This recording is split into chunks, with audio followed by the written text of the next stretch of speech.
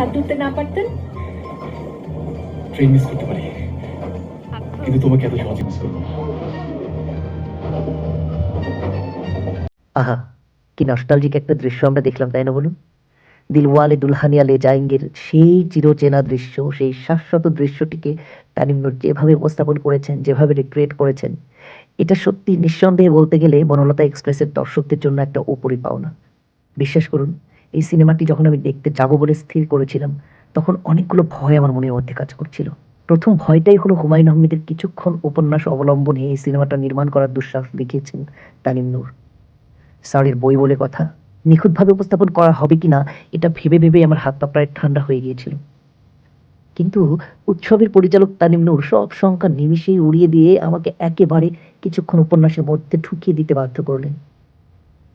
একবারের জন্য মনে হয় নাই এটা তানিম নূরের পরিচালনা। সবসময় মনে হয়েছে স্বয়ং হুমায়ূন আহমেদ স্যারই যেন সিনেমাটা পরিচালনা করেছে। এবার আসি সিনেমার শিল্পীদের কথা নিয়ে। মোশাররফ করিমকে নিয়ে কিছু বলার নেই, তিনি দুর্দান্ত, এক কথায় দুর্দান্ত। চঞ্চল চৌধুরী, তিনি আবার প্রমাণ করেছেন তিনি হচ্ছেন পানির মতো, জলবৎ তরলং যাকে বলা হয়। তাকে যে পাত্রেই আপনি ধারণ করতে চাইবেন না কেন, সেই পাত্রটিকেই তিনি সুন্দর আকার দিয়ে ফেলবেন। এই সিনেমায় বেশ কয়েকটি মজার মজার চরিত্র রয়েছে। শরীফুল রাজের মায়ের চরিত্রে যিনি অভিনয় করেছেন, তার নাম আসলে আমার মনে পড়ছে না এই মুহূর্তে। কেন মনে পড়ছে না সেটা আসলেই একটা বড় ধরনের ক্রাইম, আমার মনে রাখা উচিত ছিল। কিন্তু আমি এতটাই এক্সাইটেড এই মুভির রিভিউ দেওয়া নিয়ে যে আমি তার নাম আবার নতুন করে সার্চ না দিয়ে আমি শরীফুল রাজের মা বলেই চালিয়ে দিলাম। সিনেমাটার প্রতিটা দৃশ্যই মনোমুগ্ধকর। আপনি প্রত্যেকটা দৃশ্যেই আপনি থমকে যাবেন, আপনার চোখ জুড়িয়ে যাবে। এত প্রাণ জোড়ানো মুভি আমি লাস্ট কবে দেখেছি বিশ্বাস করুন আমার মনে পড়ে না। ইভেন উৎসবকেও এত ভালোভাবে ছাপিয়ে গেছে, আপনি আমি এটা কল্পনাই করতে পারবো না। শরীফুল রাজ মেথড অ্যাক্টর, তাকে নিয়ে কি বলবো? শুধু বলবো সে এক বসন্তের ভাঁট ফুল, যার গন্ধে, যার সৌরভে সারা দুনিয়া পাগল পাড়া, অথচ আমরা তাকে যেন ঠিকভাবে মূল্যায়নই করতে পারলাম না। সাবিলা নূর কি ভালো অভিনয় করেন! এত সুন্দর অভিনেত্রীকে কেন এত দেরিতে আমরা পেলাম, এটা ভেবে ভেবে আমার অবাক লাগে। বিশ্বাস করুন, আমি যখন এই সিনেমাটায় সাবিলা নূরকে দেখেছি, মনে হয়েছে হুমায়ূন আহমেদ স্যার তার চিত্রা চরিত্রটিকে সাবিলা নূরের জন্য ভেবেই লিখেছেন। সিনেমায় আছে এক ঝাঁক নতুন নতুন ফ্রেশ মুখ, প্রত্যেকেই আপনার মন জুড়িয়ে দিবে। আমি কথা দিচ্ছি প্রত্যেকেই আপনার মন জুড়িয়ে দিবে। যদি একবারের জন্যও মনে হয় যে এই সিনেমাটা দেখে আপনার লস হয়েছে, পয়সা উসুল হয় নাই, আমাকে বলবেন। না, আমি আমি টাকা ফেরত দিতে পারবো না। আপনার মন আসলেই ভরে যাবে, আমি কথা দিচ্ছি। এই মুভিটিতে আমার সবচেয়ে বড় প্রাপ্তি হচ্ছে শ্যামল মাওলা। আহা, কি অভিব্যক্তি, কি নিপুণ অভিনয় শিল্পী! একই চরিত্রে কত কত এক্সপ্রেশন, সব যেন তানিম নূর তুলে রেখেছিলেন তার এই বনলতা এক্সপ্রেসের জন্য। জাকিয়া বাড়ি মমও আছেন জানেন, মম এত ভালো অভিনয় করেন। আমার তো মনে হয় শুধু মমকে দিয়েই একটা মুভি একক চরিত্রের মাধ্যমে পুরোপুরিভাবে সম্পূর্ণ করা যাবে। একটা বাচ্চা মেয়ে নিতু আছে, সে যে কি ভীষণ পাকা, অথচ একবারের জন্য আপনার মনে হবে না মেয়েটি অতি অভিনয় করেছে। তানিম নূর সবার মধ্যকার শ্রেষ্ঠতম অভিনয়টা বের করে নিয়ে এসেছেন। কিভাবে পারলেন তিনি, আমি অবাক হলাম ভেবে ভেবে। এই গল্পের ট্রেনটাও যেন দুর্দান্ত অভিনয় করে ফেলেছে, মনেই হবে না ট্রেনটা সিনেমার পর্দায় চলছে। দর্শক, আমি আপনাকে বলছি, আপনি যখন বনলতা এক্সপ্রেস দেখতে যাবেন, আপনার মনে হবে আপনি ট্রেনে বসে আছেন, আপনি নিজেই জার্নি করছেন। এই জার্নিটা তানিম নূরের নয়, সিনেমার কলাকুশলী অভিনয় শিল্পীর কারণ নয়, এই জার্নিটা আপনার। আপনার ভালো লাগবে জার্নি করতে।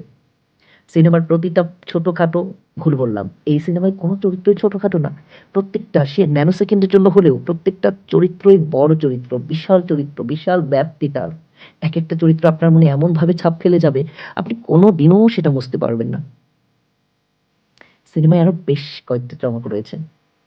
তানিম নূর অবশ্য পেরেছেন উপন্যাসের পাতা থেকে একটা গল্পকে সুন্দরভাবে তুলে নিয়ে এসে নিজের মনের মাধুরী মিশিয়ে কিভাবে আমাদের সামনে উপস্থাপন করা যায়, কিভাবে দর্শক নন্দিত হবে, সেই জিনিসটা উনি সুন্দরভাবে তুলে ধরেছেন।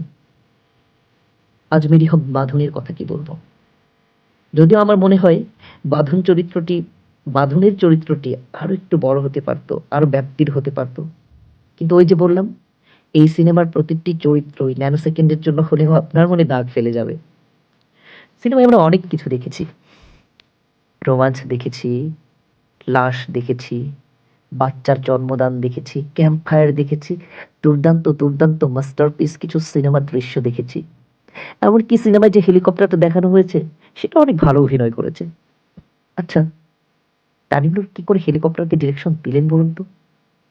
এটাও কি সম্ভব? আমি এতটা মুগ্ধ হয়েছি, লাস্ট কবে এতটা মুগ্ধতা নিয়ে আমি সিনেমা হল থেকে বের হয়েছি আমার মনে নেই। এই সিনেমা নিয়ে আরো অনেক কথা বলার ছিল, অনেক অনেক কথা জমে আছে, কিন্তু কোনো কিছুই যেন আমি বলতে পারছি না। আমার মনে হচ্ছে যাই বলি না কেন সবকিছুই কম পড়ে যাবে।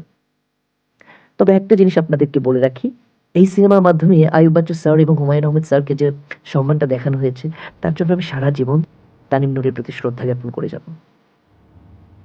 বনলতা এক্সপ্রেস একটা মাস্ট ওয়াচ মুভি।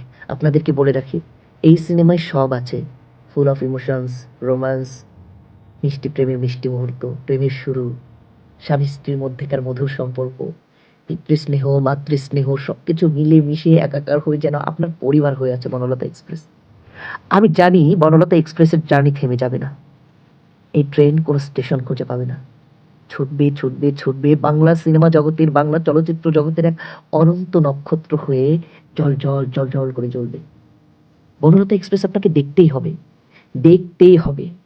এই মুভিটা না দেখলে আপনার কোনোদিনও সিনেমা হলে যাওয়ার দরকার নেই।